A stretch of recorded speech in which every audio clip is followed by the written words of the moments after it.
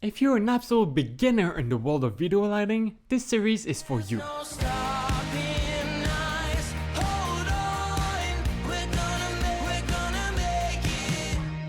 Welcome to Morphilm Academy, Cinematic Lighting Series. As an introduction to this series, let's start with basic light terminology. First of all, color temperature. This is measured in kelvins and refers to the color of the light from warm to cool, or from an orange tint to a blue tint. The higher the number, the more blue it is. The standard, most common temperatures are around 3200 Kelvin and 5600 Kelvin. We also call them tungsten and daylight. Knowing the color temperature of your light is important for communication with your crew and also to adjust the white balance on your camera.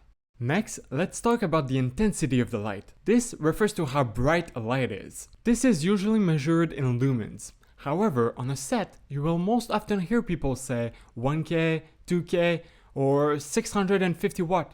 This refers to the amount of power the classic tungsten Fresnel lights need. It became so common that people started using it as a reference for the light intensity. So a 1K or 1000 watt light is brighter than a 650 watt light of the same type. This, however, does not work with other types of light, so lumens are more precise.